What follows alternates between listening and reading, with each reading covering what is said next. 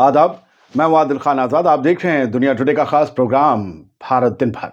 आज है 5 फरवरी 2025। इस शो में आज जिक्र होगा हमारे देश की कुछ सबसे चर्चित खबरों का। तफसील से आगे बढ़े उससे पहले एक नज़र अब तक की हेडलाइंस पर। क्या दिल्ली में फिर बनेगी आम आदमी पार्टी की सरकार या इस बार भाजपा का होगा बेड़ा पार, बताएंगे हम। दिल्ली के दंगल में बुर्के पर बवाल क्यों और कहां भिड़े बीजेपी और आपके कार्यकर्ता, बताएंगे हम। पीएम मोदी ने लगाई महाकुंभ में डुबकी, विपक्ष ने पूछा क्यों हो महाभगदड़ पर मौन। ले डूबा यूएस और कनाडा का ड्रीम, सैकड़ों अवैध प्रवासियों को अमेरिका ने किया बेदखल। क्या पीएम मोदी करेंगे अपने दोस्त ट्रंप से बात? चलिए करते हैं शुरुआत। आज देश की राजधानी में हुए विधानसभा चुनाव को लेकर चर्चाओं का बाजार गर्म है। कुछ मीडिया हाउस ने अपने अपने एग्जिट पोल जारी कर दिए हैं, कुछ के आने बाकी हैं। हैरानी की बात यह है कि इस बार बीजेपी और आम आदमी पार्टी के बीच सीधा मुकाबला बताया जा रहा है, जबकि कुछ मीडिया हाउसेस के एग्जिट पोल ने तो सीधे बीजेपी की जीत दिखा दी है। हम तो यही कहेंगे, भैया रुको जरा, सब्र करो, 3 दिन की बात है, दूध का दूध पानी का पानी हो जाएगा। इतनी जल्दबाजी क्यों है?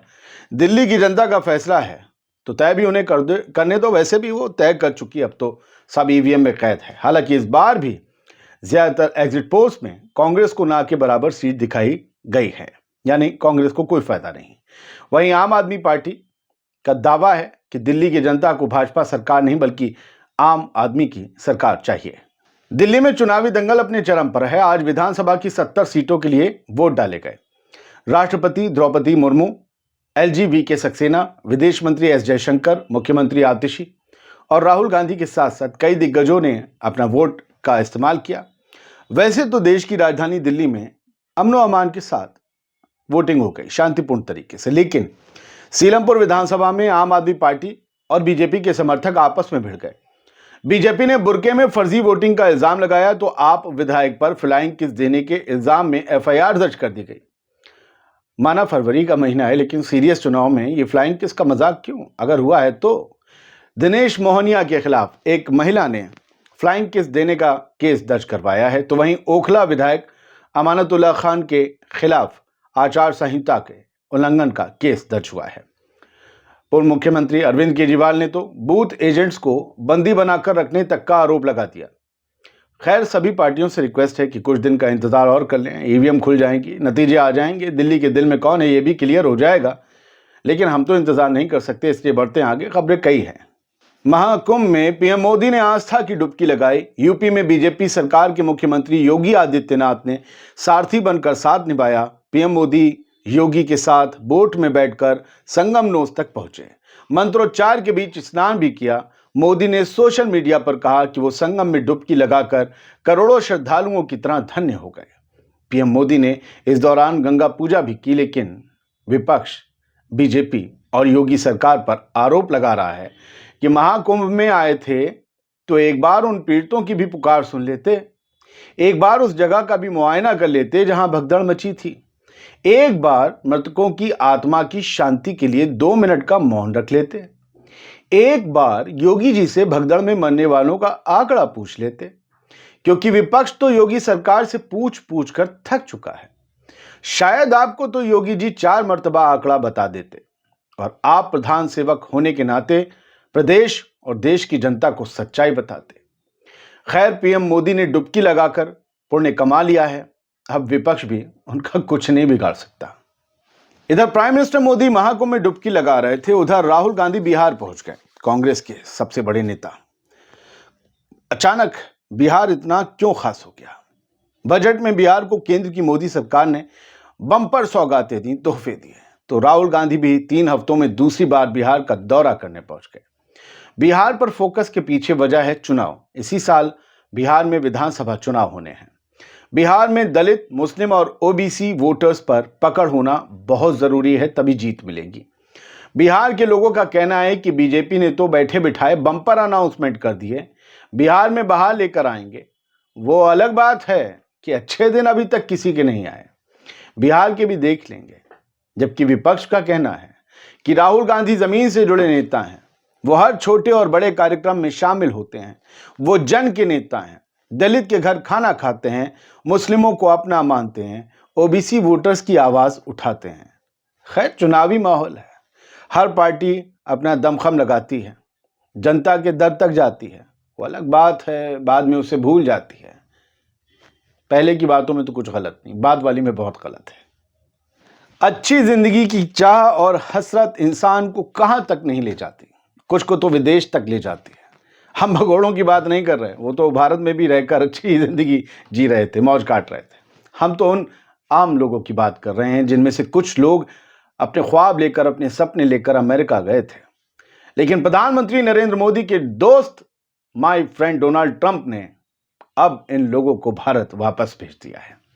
अमेरिका में अवैध प्रवासियों को बेदखल करती कई तस्वीरें सामने आई। कुछ के हाथ बंधे हुए थे, कुछ के सिर झुके हुए थे, तो कुछ लाइन में मुजरिमों की तरह खड़े हुए थे।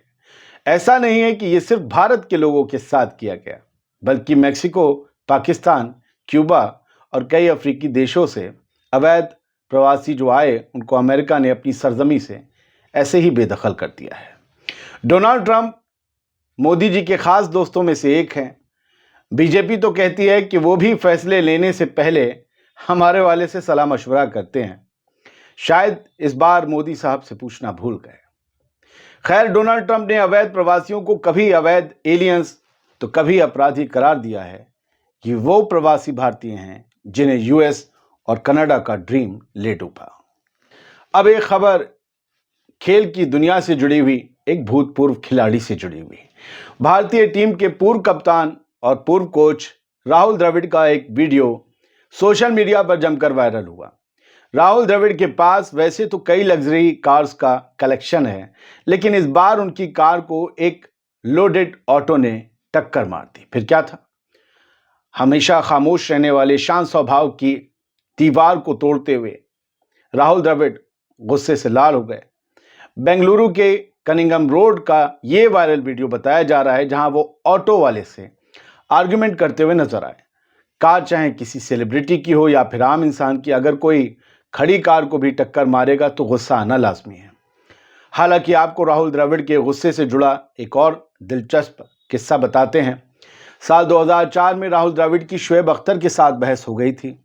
पाकिस्तानी खिलाड़ी शोएब अख्तर 2004 में चैंपियंस ट्रॉफी में अख्तर ने द्रविड़ से कुछ ऐसा कहा कि वो आमने सामने हो गए। फिर अंपायर को बीच बचाव करके शांत करवाना पड़ा। 2013 की एक प्रेस कॉन्फ्रेंस में तो द्रविड़ ने कायरन पोलार्ड को कायर ही कह डाला था। 2006 में इंग्लैंड के खिलाफ मैच में हारने पर द्रविड़ ने गुस्से में कुर्सी फेंक दी थी। ड्रेसिंग रूम में कुर्सी को फेंक कर मारा था।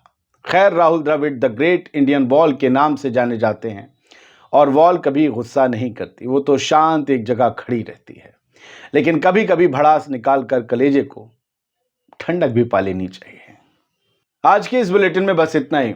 उम्मीद ये करते हैं कि कम वक्त में ज़्यादा से ज़्यादा जानकारी देने की जो कोशिश है वो हम ईमानदारी से कर रहे हैं और आपको पसंद आ रही है। दुनिया टुडे आप ही का चैनल है। आप इस QR कोड पर जो भी इस चैनल को सपोर्ट करना चाहें और हमारी टीम को, इस चैनल की टीम को ज़रूर करें और इस वीडियो को लाइक करें, शेयर करें। चैनल को अगर सब्सक्राइब ना किया है तो कर लें। अमूमन मैं आपसे रिक्वेस्ट करता नहीं, क्योंकि मुझे पता है आप लोग बहुत ही शानदार व्यूअर्स हैं। एक बार अगर आप कंटेंट देखते हैं तो उसे सब्सक्राइब कर लेते हैं। फिर भी अपने दोस्तों तक इस वीडियो को पहुंचाएं ताकि ये चैनल ज़रा तेज़ी से उठे और फिर यहाँ पर और ज़्यादा बुलेटिन्स और ज़्यादा वीडियोस आ सकें। सलामत रहिए, खुश रहिए।